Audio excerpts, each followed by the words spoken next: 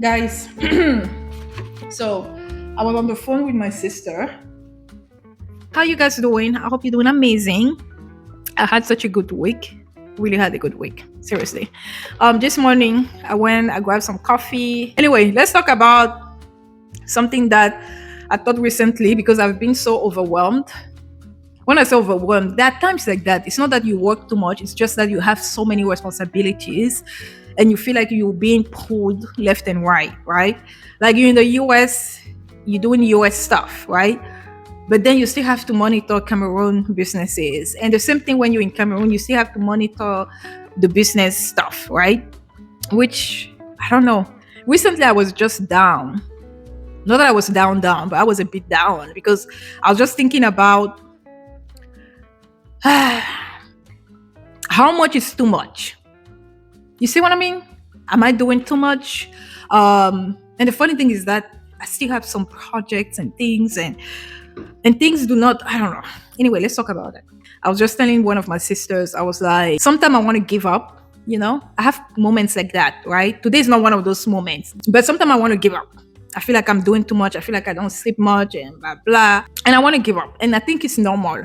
If you've never felt like giving up, then what are you doing? Because the same thing happens. I mean, it happened to me when I was going to school, right? I was going to school and it was cold in Minnesota. I was going to university and back to back because I was working I was working at night. And then at some point I was working during the day and also at night. And I was going to school at the same time. And I'm trying to get this degree. At the same time, I'm trying to pay my bills. And I felt like I was just overwhelmed. And it was cold. Minnesota was just cold. On many occasions, I wanted to give up. I wanted to give up. The only reason I never gave up because I had a goal. The goal was to, girl, you better get that degree. And when I did, I was like, I went to Cameroon for 2 months. I went to Cameroon in December. My best friend was getting married. Okay. And then I stayed in Cameroon all the way to like February. And then my parents kicked me out.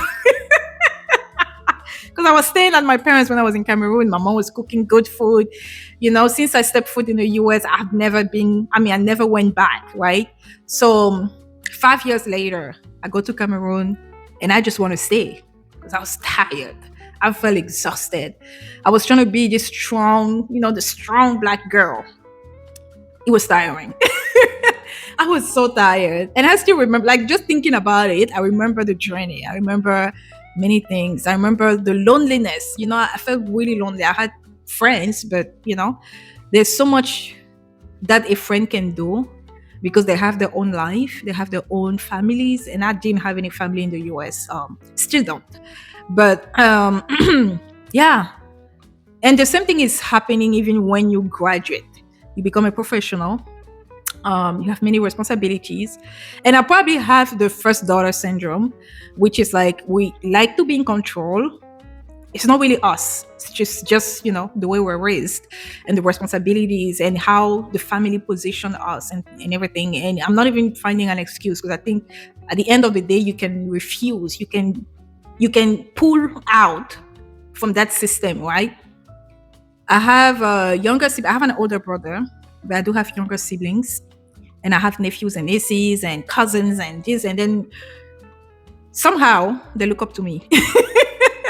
And I think when people look up to you, you feel like you have to remain strong. You have to remain, you have to be an example for them. You have to set an example for them. And setting an example to the people who look up to you, they look at you as a mentor, as a big sister, as the auntie, as, the boss lady and all of that. And I love it. I'm tired, but I love it, right? But then it gets to a point where you are like, can I just be the middle child? Like, can I act like the middle child? And I'm sure even the middle child has their own issues, okay? But I'm just saying, being the first daughter, and already when I was a child, when I was a teenager, when I was a young girl, right? The expectations, oh my God, it was so high. It was so high. I was expected to be good. I was expected to be almost perfect. I was expected, if, people don't do what they're supposed to do, I'm expected to correct that. And I think as you grow older, you carry that as, I don't know, maybe pride, tap yourself on the shoulder. I got it. I can do it. I'm in control. And it's beautiful. And people admire you. They look at you. They're like, oh my God, she's really strong. And then you go about, building a career. You go about building businesses and you become that person even more. And at some point you have to stop. You're like, why? Do I really have to? Who put me on that pedestal? You see what I mean? Who put me there? Do I have to stay there? Why do I have to be this strong woman? And I think lately it's been a lot of that. I mean, it comes and goes, right? It comes and goes. There are moments where I'm like, girl, you strong, let's do it. And there are moments where I'm like, what the heck? And I think recently, last week was one of those weeks. Not just week, this week I'm good. Last week was the week where I was like, why do I have to sleep at 3 a.m.? Why do I have to sleep at 4 a.m.? And still have to show up being strong. You can be tired.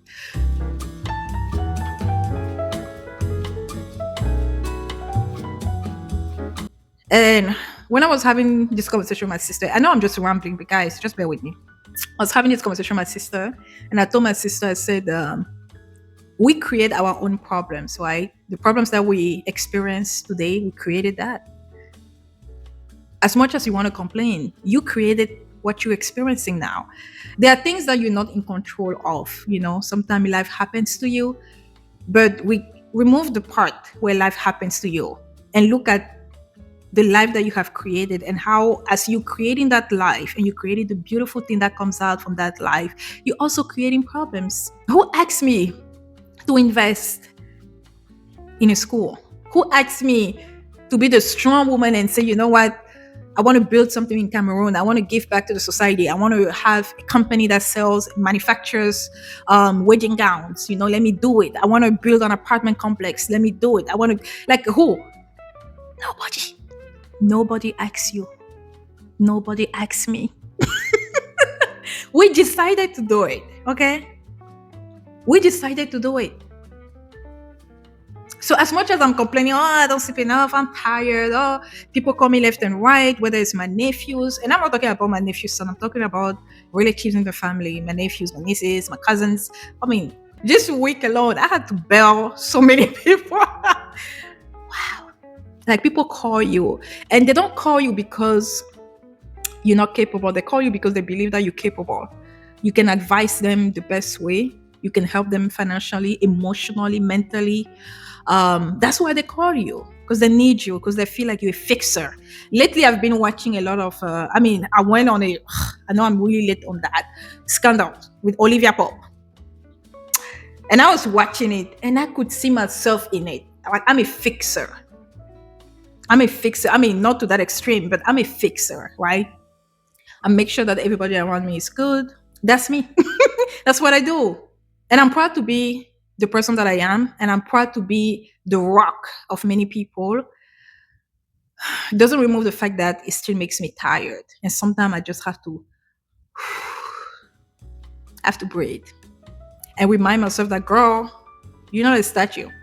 You're not that rock solid. You're a woman. You're weak. Sometimes you're weak. Sometimes you're tired. Sometimes you're emotional.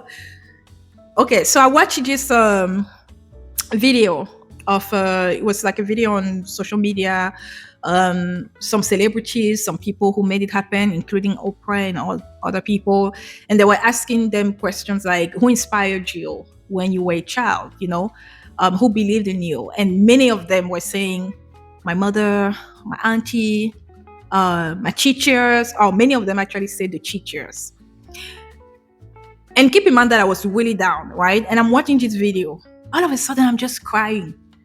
Not because I'm sad, but I'm crying because, you can see people on the video when they're being asked that question, they're just emotional because they're remembering that as a child, everybody told me that I couldn't do something, I couldn't become somebody. And then there was that teacher that always told me that just try, every day, just do a little bit, just do what you can, one step at a time, and you're going to get there. And now they're just huge person, right? Just huge personality. And I'm watching this video and I'm exhausted, right? I'm exhausted. I'm watching the video. I'm feeling all emotional. I'm like, why am I crying for what? It's not me. But it kind of made me think about the school that I have in Cameroon, right? My teachers, my staff, and how every single year, every single time, many of them give me my flowers and they tell me how I've changed their life, how they were not confident until they met me. Children, right? When they graduate from primary school, from elementary school, and then they go off, to college and, secondary school, they always come back to our school. And then when they see me or they see my sister, oh my God, the joy in their faces when they're like, Madam, I was first in my class, Madam, I miss you, Madam. Like they're just happy. So I'm watching this video and I'm thinking, oh, I am that person too. The reason why I do what I do, even when I'm tired, the reason why, I've been the rock of so many people is because I needed to be that. Because this is part of my purpose in life is to sometimes give people hope and give people strength and give people confidence. And I just remember those little girls. I remember last year, I had dressed, I'm always dressed up, but anyway, I had like a pink lipstick and pink, I think it was a peach dress. It was beautiful. Okay. It was beautiful. White heels, whatever. And then I went to school and then I was going there for a quick meeting because I had another meeting. So I went there and then I could hear the little children, the girls, they were whispering. And then they were like, she looks like a Barbie. She looks like a Barbie. She looks like a Barbie. Oh, she's so beautiful. She looks like a Barbie. And I just looked at them. I smiled. The reason why I smiled wasn't the fact that, oh, I look like a Barbie.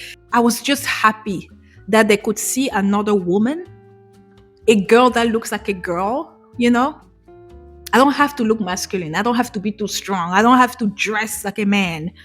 I dress like a girl, I wear lipstick. I wear high heels. And I was looking cute. It even made myself, I know I was looking cute. I had my hair up. It was cute. And the fact that I'm a girl, acting like a girl, bossing around like a girl, and I'm having these little girls look at me and be like, oh, she looks so cute. For me, it wasn't the fact that I look cute. It was mostly the fact that they looked at me like a girl who happened to just do boss thing. And she's a boss babe. And you don't have to be masculine. You don't have to dress up like a dude. You don't have, you can wear pink and still be a boss. There are so many boss ladies, my parents' age, the older generation, but I didn't see them a lot when I was growing up. I didn't see them a lot. I saw my dad. I saw men like my dad, who were they were the one who were, they were entrepreneurs, they were business people. They were the professional ones, I saw men in suits. I didn't see women. And even when I saw a woman, she was in suits, a gray or black or blue suits. She wasn't girly. She wasn't wearing pink. She wasn't wearing colors, right? The heels had to be low. And just as me, my 30s, in charge of a school where I have many hundreds of girls. Boys like girls, but hundreds of girls. And then they look at me like, oh my God, she looks so pretty. She looks like a Barbie. And I was like, oh yes, you can be a Barbie and be a boss. Anyway, I don't even know why I'm telling you guys all of this, because I just wanted to say, not every day you're going to feel like doing it. Not every day you're going to feel like you have the energy for it. But that doesn't mean you have to stop, right? Once upon a time, I remember when I was in my 20s and somebody asked me here in the US, because people were always like, why do you want to go back home? Why do you want to go back to Africa? Why do you want to? And I always used to say, I want to make an impact, right? I want to be the next Oprah of Africa, which is, I still have a long way to go, but anyway. I want to make an impact. I want young girls who were told they could not do, they could not be, they could not. I want them to look at me and be like, I want to be like you. And fast forward where I am today, and remembering that not only you're a mentor for so many, but you're also a mentor for those young girls.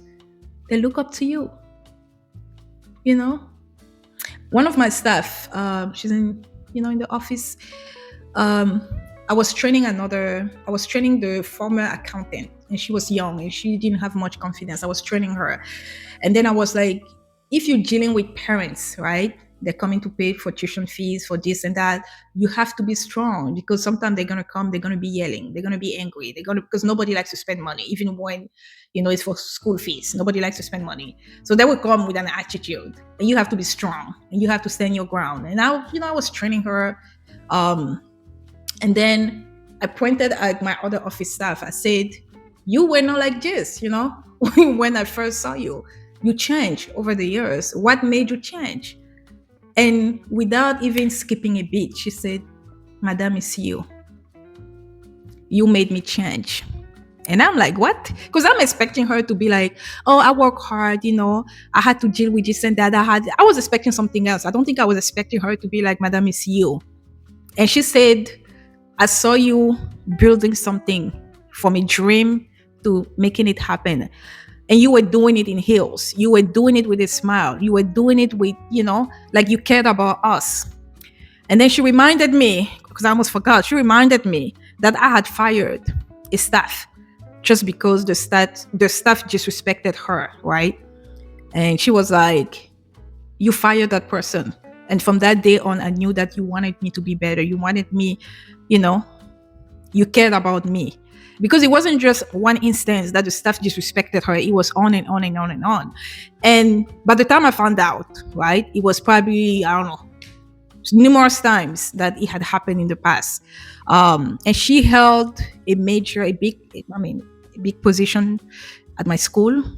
And for me to hear that a staff was actually disrespecting her in front of the whole staff and outside and this and that during parents' meeting, I was like, we can have that. If you're not going to show respect, then you have to step out. So I fired the staff. And she reminded me of that. She said it boosted her confidence because she never thought that she could be. Because everybody told her that she didn't deserve that position. She didn't deserve the paycheck that comes with it, blah, blah, blah. And that I believed in her so much that I let her lead. I let her, be the boss. So she's my eyes when I'm not there. Even my head teacher also, he's my eyes when I'm not there.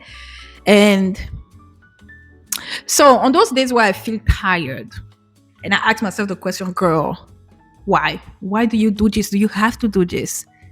I'm reminded, this is why I do this. Because I look at the people who work for me.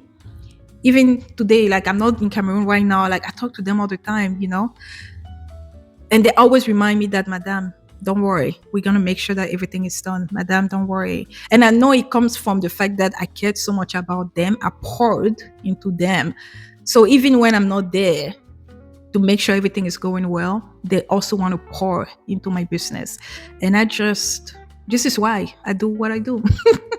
This is why I wake up in the morning, even when I'm tired, even when I slept away 4 hours, okay? And I keep on going because I know somehow, somewhere, if I've impacted 2 people's lives, right? Then I've done my job. And I remember the little girls that always look at, me and my sister, and then they stare at us. They see me going to school. I park the car in Cameroon. Having a car is a luxury. Not everybody has a car. So they see the car and they know, oh, Madam, she has a white car. So whenever I park the car, whether they see me or not, they know I'm there. I don't know. I think it's a good legacy. Don't you think so? Why am I giving myself flowers? But I think it's a good legacy. I think watching the video where, the celebrities were talking, the people were talking about people that impacted them. And I was really down when I was watching it. And I just remembered who I am. The next day I woke up and I called my entire family. Because tell the people you love them when, they're still alive. Because as much as I feel like I have so much on me, so much that is expected of me. And I set boundaries, don't get me wrong, right? People just don't call me like that. People know me. I set boundaries. And if you cross the boundary, I kick you out. I don't care if you're my family member. Like, I don't have attachment issues. I don't have just codependency. No, I don't. And my folks, they know that. They know that I'm the type of person, I will love you, but I will let you go in a heartbeat. I'll love you and let you go. And I will still keep on loving you, right? If I don't feel like you're good for me, I'll let you go. I'll keep on loving you from afar. See what I mean? So I have to set boundaries. Otherwise, people will just keep on taking and taking. That's what they do. That's what they do. But do I regret having this position, having been put on a pedestal? No, I don't. I love it. I love it here. I love it here. I just have to set boundaries so that I don't exhaust myself to the max. That's all. On that note, I love you guys. I'm going to step out. I love you.